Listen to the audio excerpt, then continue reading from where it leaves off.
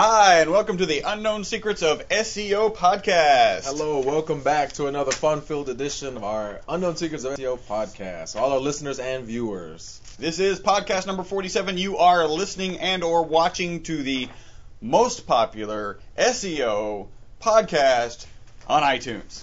In the world, on everything. iTunes is the world, right? Isn't that works for me. iTunes is the world of music, and we're the most popular SEO podcast on iTunes. And we have music on it.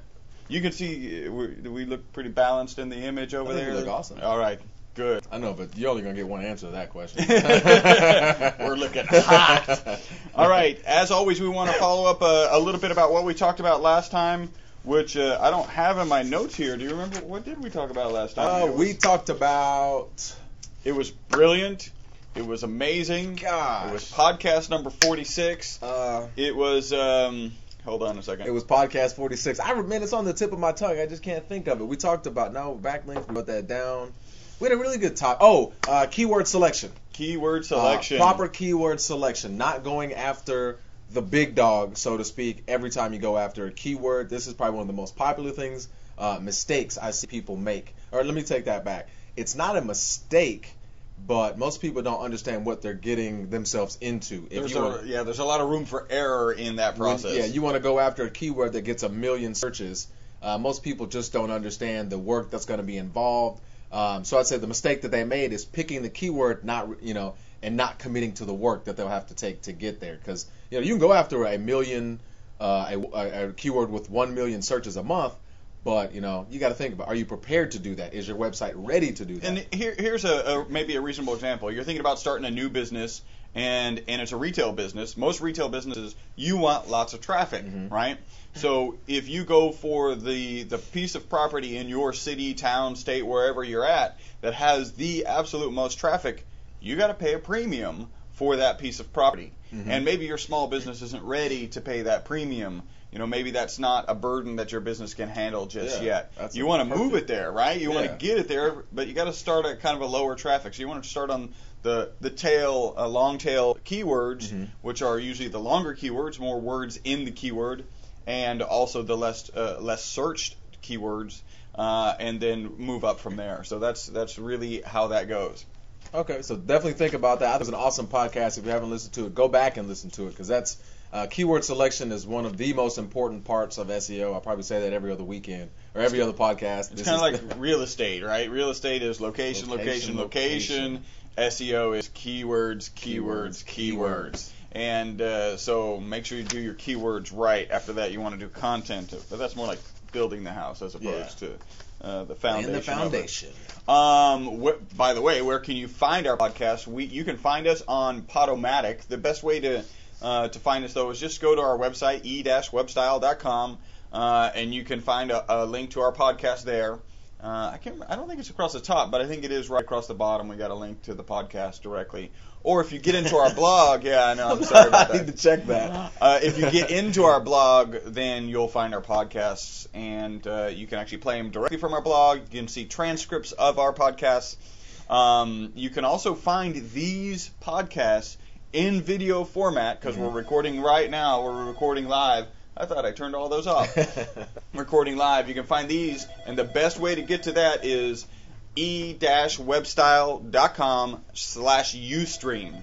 And when you go there, that'll take you directly to your Ustream page, the eWebstyle page on Ustream. That's right, just hang up. Another way that you can find us is you can email us at podcast@e-webstyle.com. We're actually going to be talking about email from Darren Boyd. And here's one other way you can find us. I found this last night. You go to iTunes Store, type in SEO, and iTunes lists a bunch of podcasts at the top, and directly below it, I just found this, they have live podcast episodes. Wow. And we are on the top 10. Wow. I found that last night. You type in SEO, you'll find us. And if you type in SEO podcast, we have 2 episodes in the top 10. Awesome. I just found this last night. So thanks, iTunes. That's awesome. I thought it was really cool. And one thing that we were really excited about last time was the amazing reviews that we got on iTunes.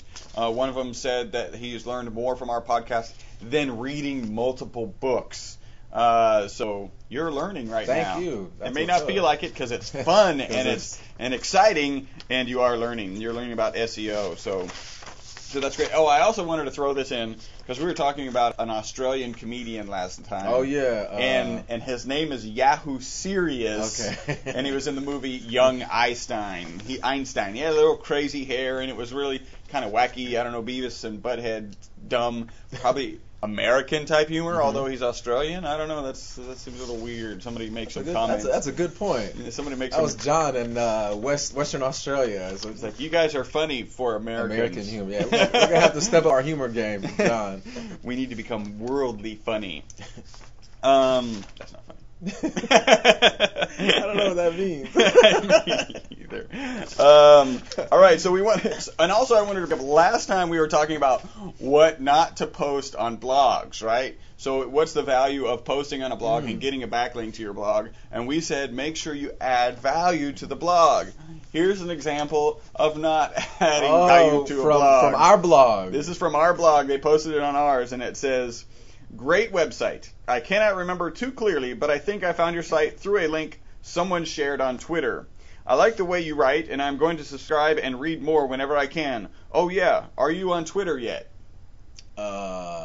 How'd you find me again? You found us on Twitter, right? Yeah, I found you on Twitter. Yeah. Are you on Twitter? Are you on Twitter? Or just people tweeting about it? You're tweetable. I don't know. So that's an example. When you do, there is value in posting on blogs because it gives you the backlink depending on the blog.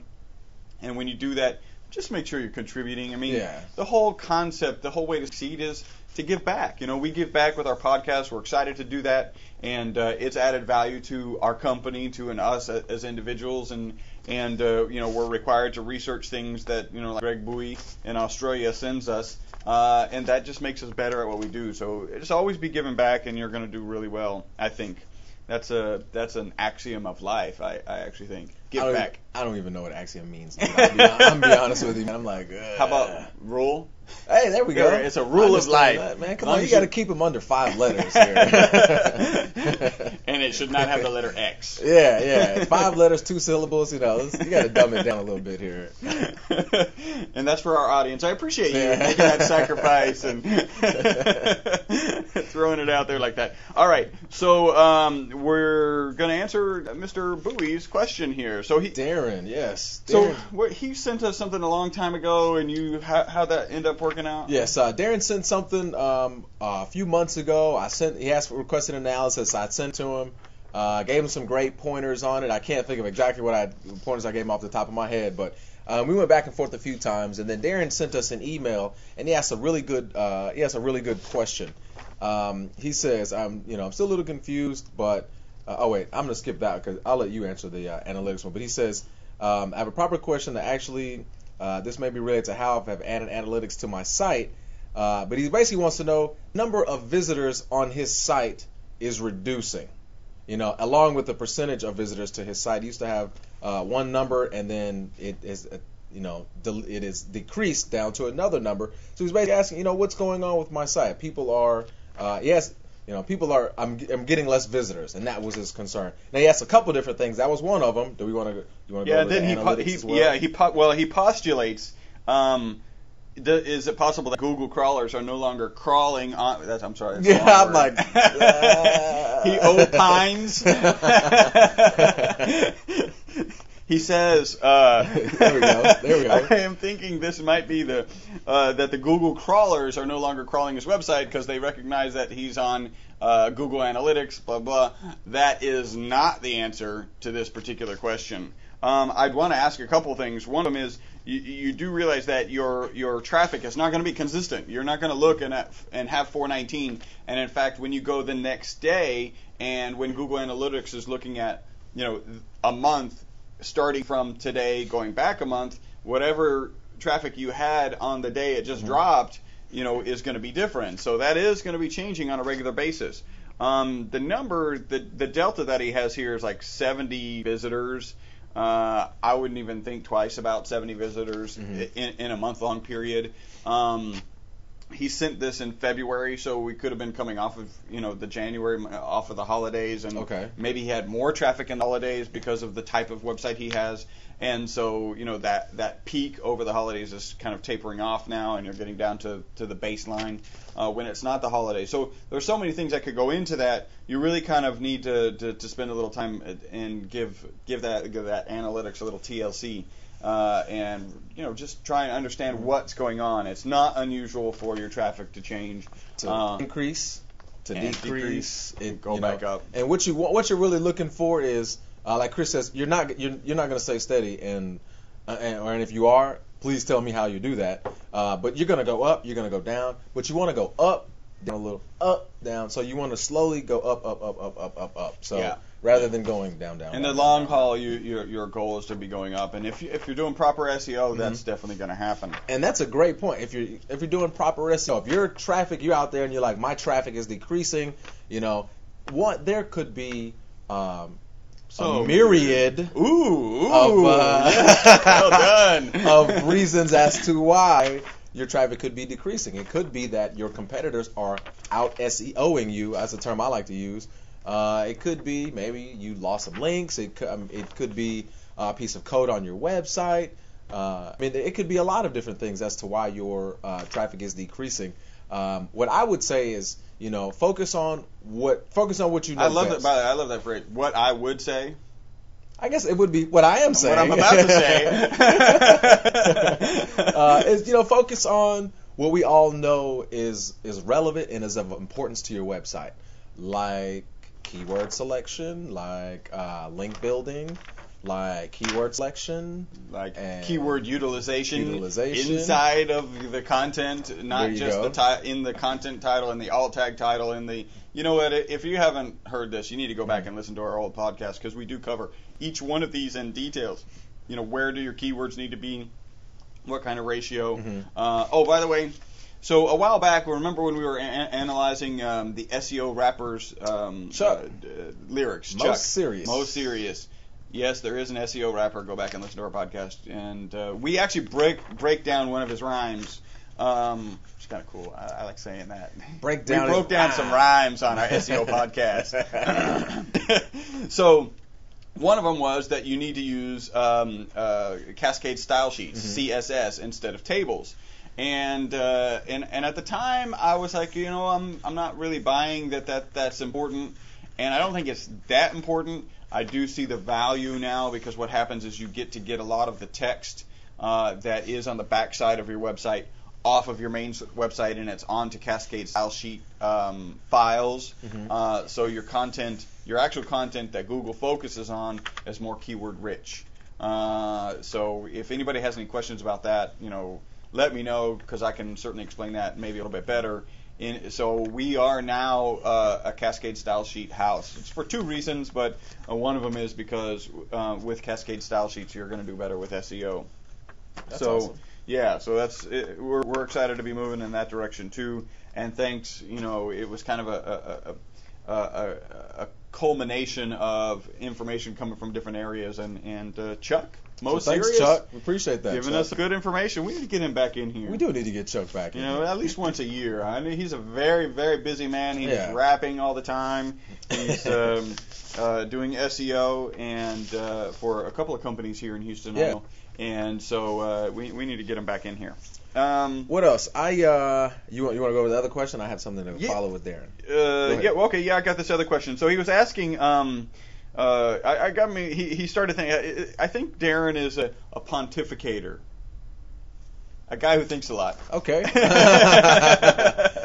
gotta throw me a bone here. I need a little more context to try to figure that out. Because he was like, he installed analytics and he's looking at the data and he's like, maybe this website is too intelligent, especially if you have just launched. Maybe it could cause you to overanalyze the data. Certainly, there's enough data with Google Analytics to overanalyze. Oh gosh. And you could get lost in that trap, and you actually want to get lost in it.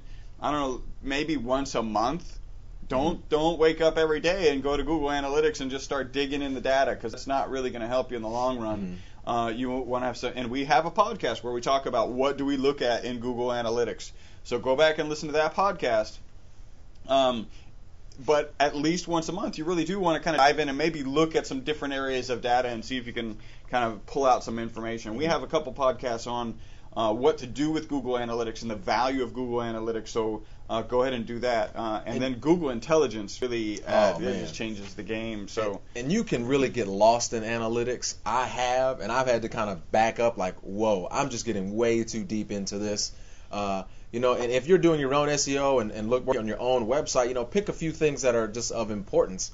I'll tell you what I look. I look at visitors. I look at that. I look at the amount of traffic derived from a particular keyword, right? Because that's what we're going after. If you're going after blue one-arm widgets, I'm gonna check that keyword every time I go to my analytics. I'm gonna see how is that particular keyword generating traffic, because that's my number one seller. Right. And with analytics, you can actually see they came in with those keywords. Where did they go? And then that actually goes through. Wow, that was a great segue. Right into our next. That's not the thing that rides. The segue, like from one into the other. So, do we have any guides on setting goals? Right. And so I don't know what kind of guides he's looking for, and he's actually hoping they're on YouTube. And the short answer to that is no, not yet. We don't. Until this podcast, actually, the video part of this podcast gets put on YouTube, which we will do eventually. We're having some staff issues. We won't go there. So how to set up goals? Well, really, again, a goal is a target page inside of your website. And so we can give you two really quick examples. We've done this before, and we'll go. We can get this information for you more in depth if you go back to our previous podcast. But here's the long and short. We have on our website we have a free analysis. Mm-hmm. If you go fill in the form for the free analysis, it takes you to the thank you page. The thank you page is a goal. So every time somebody gets to the thank you page, the only way to get there is having filled out the form and gone through the proper validation. And so when you get to that thank you page, we have a goal. Check. Goal. Woohoo. Goal completed. Goal completed. So that's the kind of things that you want to follow. The other is on a shopping cart, the thank you page after purchasing is a goal. So now you know that your goal is to get them to purchase. The thing that indicates to Google that somebody has purchased is not the order form page, is not the shopping cart, the actual shopping cart with all the items in it. It's the thank you for purchasing page. That's when you've reached your goal. And you can actually do full e-commerce and track the amount, and we've done that on a number of our clients. So, Darren, hopefully that answers your question. If you wanted anything, I don't know if it says guides. I don't know if you need anything further than that. But let us know. You're in contact. You've been a long-time listener, so we really appreciate that. I also like this. He asks, does anyone actually know what Google means, right? And he goes to this website, and the website is abbreviations.com, and then you put a /Google, and it'll find, apparently this is a website that goes and finds abbreviations that people make. And there's a whole bunch of them, and he says he likes God's only online gateway linking electronically. I thought that was pretty creative. Which is pretty good. I liked great ogling options gathered legally every day. Legally. The emphasis on legally. And Australians, and I'm sure the Kiwis, have a very entertaining word that we don't use here in America, which is perving. So that's the process. Perv has definitely has a meaning in the United States. Perv, yes. Now, perving is, let's say you're, I don't know, on holiday, you're on the balcony of your hotel, and you're looking over the pool. What are you looking at? Chicks. That's perving. Oh, okay, that makes sense. That makes sense. So now we'll bring that into the English dictionary. And you know what? I actually happen to know the meaning of Google. I looked it up a couple years ago. So Darren, this is for you. Google is a number. It comes from the number 10 to the 100th power. Wow. That's where it comes from. But it's not spelled that way. It's spelled a little bit differently. But I actually just looked it up one day. Bored. Don't ask me why. I'm bored thinking about that kind of stuff. But I thought it was research for the podcast. Yeah. I looked it up again today just to figure out, and I was like, yeah, it was still the same thing. But it's 10 to the 100th power. It's supposed to be a really big number, and it's supposed to represent, how they're biggest Huge, the biggest and the baddest at what they do. Now, if and they are. Yeah, tell me, they wrote the book on search. I'm being big and bad. And that, do we have time? Because somebody else sent me an email. I got an email and someone asked something kind of related to what Darren was asking, and it was a website. Let me give them some backlink love. It's NOLACouture.com. NOLACOUTURE.com. Is that like New Orleans, New Louisiana? Orleans, Louisiana, NOLA? Couture. Couture. Well, I don't know. Whatever. I don't even know what that word means. You know, Couture. I asked, when I got the email, I asked a girlfriend of mine, and she says it means like trendy fashion. Cutting edge fashion. And I'm like, okay, all right. But Nola Couture sent me an email and says, hey, I got, and some of you may have received these. She says, my position on Google has changed. I know for a fact that at one point I was in the top of the the natural search results. I was in the top 5. I'm not there anymore. I received a call from an SEO company, and they were trying to pitch me, trying to sell me on it, saying, hey, we put your competitor up on the first page of Google, and we would like to do the same for you. So she went back and forth, and it was a friend of mine, and she asked me, hey, Paul, is that possible? Did they do something to my website to knock me out? I'm getting less traffic right now. Is it possible that they did something? And the quick short answer I had to tell her was no. Yeah, they didn't do anything to her. They site. cannot affect your website and without that's got your hacked, permission. which you should know. And it just do a little bit of I mean, yeah, and heard it did not. I didn't know it, but it's most likely your website did not get hacked unless you all of a sudden have just millions and millions of dollars or access to the FBI database. They're not going to target you, but but she asked, why is my traffic decreasing? This kind of goes on to Darren's point, and I told her again, focus on, I'm sorry that your traffic is decreasing. It does suck, but what you want to do is focus on your content. Focus on link building. Focus on what we know you can manipulate and work on. Focus on getting more links, which leads us into the next point. About linking, and what was that? Backlinks. Yeah, we had. If you're a long time listener, not even that long. It's probably about 5 or 6 podcasts ago. I know.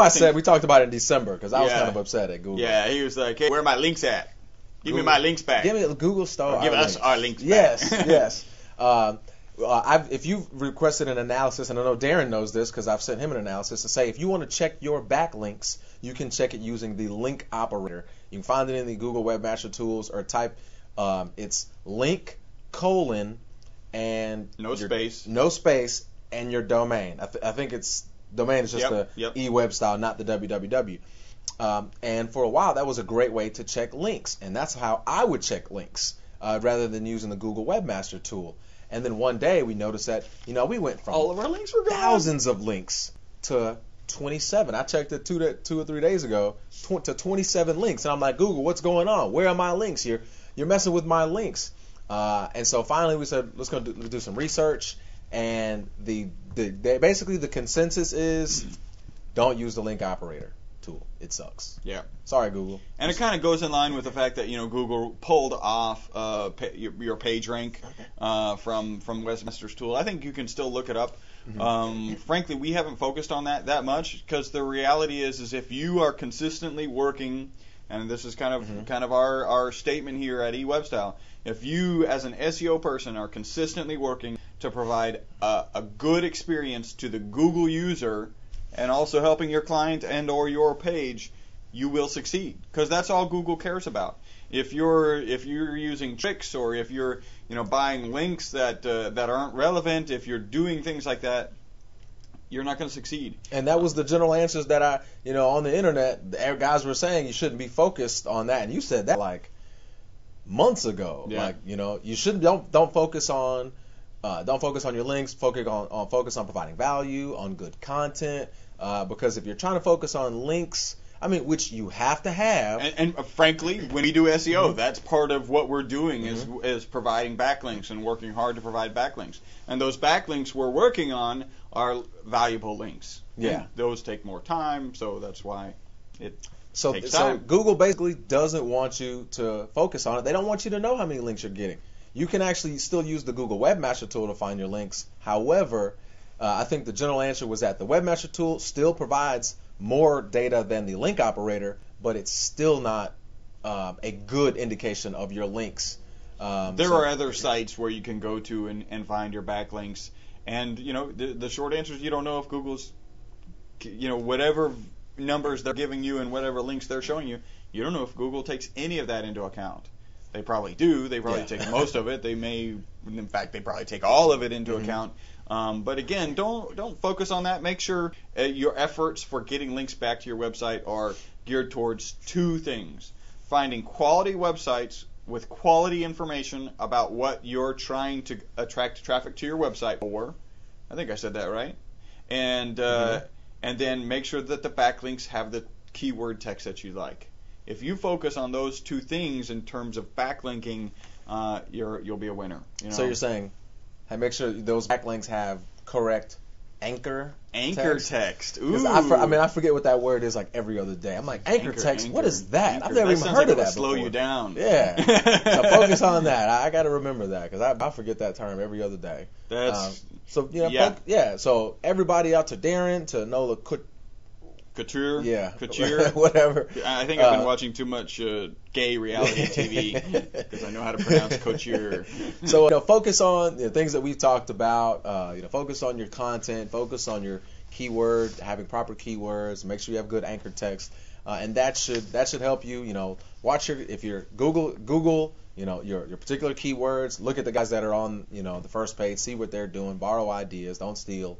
And you will get there. And if you're really having trouble, call a professional SEO company like eWebStyle. We can definitely help you out, give you good tips and pointers, and do it for you. And let you, like Chris always says, you run your business. You focus on your business. Yeah. We'll take care of We'll get you the traffic and the customers, and help you on the SEVO, search engine visitor optimization. Oh, and that is if you go to iTunes and if you type in SEO podcast in the iTunes store, at the very top, 8 podcasts and below it, there's a list of 50 podcast episodes. Number 9 was search engine visitor optimization. This is how I found out. I'm like, ooh, somebody did a podcast on search engine visitor optimization. Let me see what they got going on. I click it and it's up. I'm like, yes! Well, we're the ones who coined the term. Yeah. Nobody else is using that term. Yeah. I think it's an incredibly valuable aspect of search engine optimization, to be sure. And this is for Darren. I'm gonna address the very last part of your email, Darren. Sometimes people, let's just say you're not the best speller, right? Hey, I'm not the best speller. I butcher stuff up all the time. It's like, he can't even pronounce half the words he uses. And there you go. So he was asked about, analytics and stuff like that. And he asked a question. I won't get into it, but I'm going to go ahead and bite the bullet on this one. I'm going to take all the heat for you, Darren. I just looked this up. If you type in Google and what you're thinking, ANAL, you will come up with Google Analytics as the first result. So if you type in Google Anal, you will come up with Google Analytics. You can abbreviate Google Analytics to Google Anal. Google Anal, and the first natural result. And if that doesn't come back to what I said, great ogling options gathered legally every day. Legally, nothing baby. Done. All right, guys. Thank you so much for listening. We did miss 2 things. You can stalk us on Facebook. The easiest way to find our Facebook page is e-webstyle.com/Facebook. That'll take you to our Facebook page. You can find us on Twitter, twitter.com/eWebstyle with no dash. Again, that's eWebstyle with no dash after the twitter.com. Follow us, stalk us, send us emails. We love having you. We love sharing information. We love these questions that really push us to look up. He had to look up Google Anal today. We love that. That's research, baby. All right. Well, you are listening to the most popular SEO podcast on iTunes. This is podcast number 47, Unknown Secrets of SEO Podcast. Thank you guys for listening. My name is Chris Burris. And this is Paul Hansen. Bye-bye for now.